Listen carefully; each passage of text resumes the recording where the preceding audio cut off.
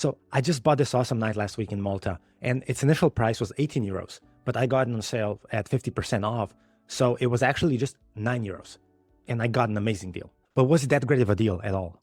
I was a classic victim of the anchoring bias, and combining this with the fear of missing out, since I knew I was never going to get to that store ever again, I bought it on the spot. So I never actually researched if this price was actually good at all. I just bought it there. Now, what anchoring bias actually is that the first piece of information we get from pretty much anywhere is what we anchor our decisions later on. So in this case, 18 euros was my anchor. And because it said it was 50% off, I was like, this is an amazing deal. I was never going to get something like that ever again. Or so I thought. I actually looked at a few other stores and the price was actually pretty good. So I can't complain there. Anchoring bias is a lot more common than we think, but we've gotten so used to it that we just don't see it. The anchoring bias is really common in negotiations, pricing, and decision-making contexts.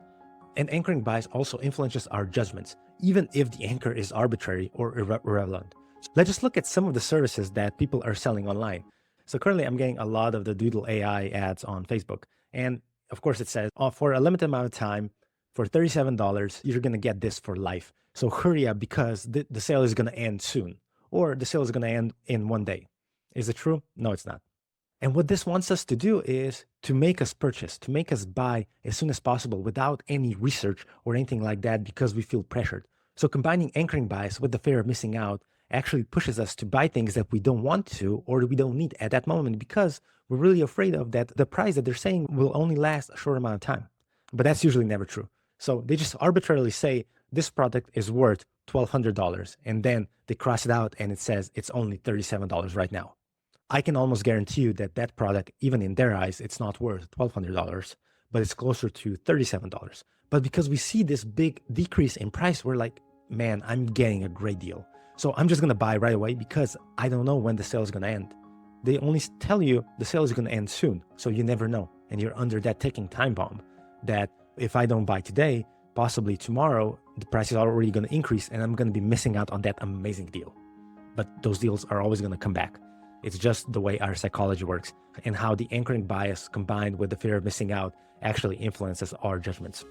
In negotiations, the first number or the first offer that gets said is going to be the anchor that all of the other negotiations are going to be dependent on. Anchoring bias is really prevalent when we're negotiating for our salary.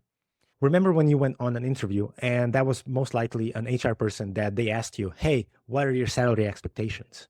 And even if you didn't want to tell them because you know that the first number that you get is going to be an anchor, they may have been actually pushing you so hard that they told you if you don't tell them, then the interview is over.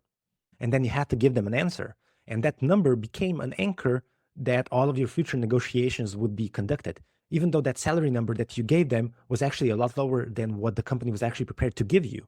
But they're just going to give you maybe a little bit more, and the company is going to be happy because they're going to be saving a lot of money on you. And probably you're also going to be happy because they may offer you a little bit more what you were expecting, and both parties are going to be happy, right? So if the company just tells you right away that they actually agree with this number, you may have actually gotten a lower salary than what they would actually be prepared to offer you. Anchoring bias actually happened to me during my salary negotiations for my new job as a COO. I gave them a range, what I expected the salary to be, and they offered me straight in the middle. So this was how anchoring bias actually limited me from getting the biggest salary that I could, but it also actually informed the company of what kind of salary was I expecting. And before you ask, no, I didn't have a choice of not revealing my salary because that was kind of like a make or break situation. So there are three things that we can do to combat anchoring bias. The first thing that we always need to do is when somebody puts the first information out, as in a price range, salary range, or anything like that, we need to question the validity of it. We need to seek out alternative viewpoints, alternative price points, so that we actually know that this is actually a real price example and it's an actual normal price and not just a made up price. So the second one is that we should employ multiple independent estimates. So this comes into play if we're buying something big like a house or a company is buying something really strategically important that we know and that we have several different estimations on if the price point is actually real or if it's just made up. The third one is counter anchoring, where alternative reference points are introduced deliberately for us to see if the first anchor is actually relevant or if it's just made up. And if you're curious and wondering why we want things to always stay the same, is because of the status quo bias. And this is going to be in the next video.